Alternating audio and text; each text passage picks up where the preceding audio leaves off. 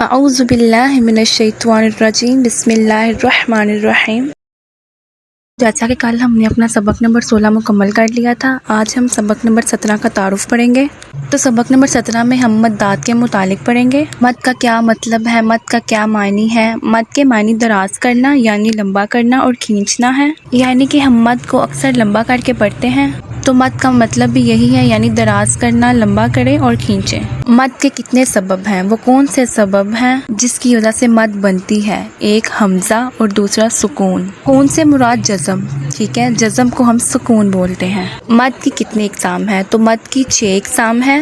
Number 1 مد متصل، دوسری ہے مد منفصل، تیسری ہے مد لازم، چوتھی ہے مد لین لازم، پانچویں ہے مد عارض اور 6ویں ہے مد لین عارض۔ ہم چلتے ہیں پہلی مد کی طرف، مد متصل۔ حروف مدہ کے بعد حمزہ اسی کلمے میں ہو تو مد متصل ہوگا۔ حروف مدہ ہم نے سبق نمبر 7 میں پڑھا تھا، الف، واو اور یا۔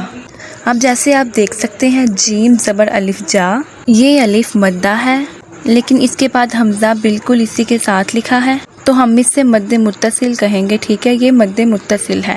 اب ہم دوسری مد کی طرف چلیں گے، مد منفصل۔ اب یہاں دیکھیں حروف مدہ کے بعد حمزہ دوسرے کلمے میں ہو تو مد منفصل ہوگا، جیسے آپ دیکھ سکتے ہیں فی۔ اب یہاں پہ یا مدہ ہے، فی انفسکم، تو اب حمزہ یا کے ساتھ نہیں ہے، ٹھیک ہے، یہ اگلے حرف کے ساتھ ہے، انفسکم کے ساتھ، تو ہم یہ کہیں گے کہ حروف مدہ کے بعد حمزہ اس سے آگے والے کلمے میں ہے تو لہٰذا یہ مد منفصل ہوئی۔ اور مد متصل اور مد منفصل کو 2 اڑھائی الف یعنی 4 یا 5 حرکات کی مقدار تک کھینچ کر پڑھیں۔ اب آگے آتا ہے مد لازم۔ حروف مدہ کے بعد سکون اصلی ہو تو مد لازم ہوگا۔ اب سکون اصلی کیا ہے، یہ آپ لوگ دیکھ سکتے ہیں اسکرین پہ کہ بلو لائن کے اوپر جو دال ہے یہ سکون اصلی ہے، ٹھیک ہے، اس سے آگے جو چھوٹا سین ہے بلو لائن کے اوپر وہ بھی سکون اصلی ہے، اسے سکون اصلی کہتے ہیں۔ جیسے جانن، یہ الف مدہ ہے، الف مدہ کے بعد نون کے اوپر یہی چھوٹا سین والا سائن بنا ہوا ہے، اسے سکون اصلی کہتے ہیں، اسے تشدید کہتے ہیں، تو اس لیے ہم اسے مد لازم کہیں گے۔ اب آگے ہے مد لین لازم۔ حروف لین کے بعد سکون اصلی، یہ پھر سے بلو لائن کے اوپر دال ہے، ہو تو مد لین لازم ہوگا۔ جیسے دیکھیں یا ساکن سے پہلے زبر ہے تو یا لین ہو گیا۔ اب اس کے بعد دیکھیے سکون اصلی آ رہا ہے نون کے اوپر تو یہ مد لین لازم ہوا۔ اب ہم بات کرتے ہیں کہ اس کو کتنا لمبا کر کے پڑھ سکتے ہیں۔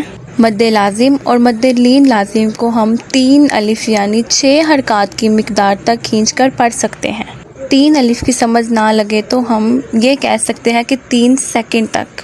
اب آگے ہے مد عارض۔ حروف مدہ کے بعد عارضی سکون ہو یعنی وقف کی وجہ سے کوئی حرف ساکن ہو جائے تو مد عارض ہوگا۔ وقف کا مطلب ہے رکنا، جیسے مسلمون، یہ وقف کیا ہے، نون کے اوپر جزم نہیں تھی بلکہ اس کے اوپر حرکت تھی، تو ہم نے جب ساکن کیا، وقف کیا، ہم رکے، وقف کی وجہ سے ہم نے اس کو ساکن کر دیا تو یہ عارضی جزم بن گئی، تو اسے ہم عارضی سکون کہیں گے۔ اب آگے ہے مد لین عارض۔ حروف لین کے بعد عارضی سکون ہو یعنی وقف کی وجہ سے کوئی حرف ساکن ہو جائے تو مد لین عارض ہوگا، جیسے شفتین۔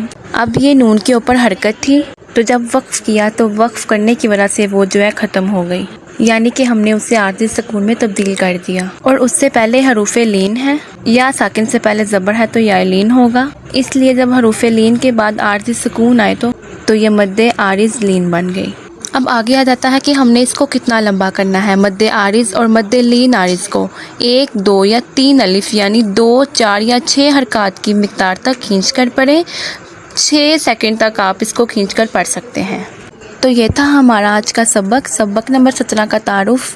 اس تعارف کو سمجھ کر پڑھیں گے تو سمجھ لگے گی، ورنہ آپ کو سمجھ نہیں لگے گی۔ سبق ہم کل شروع کریں گے انشاءاللہ، اپنی دعا میں یاد رکھیے گا۔ خدا حافظ۔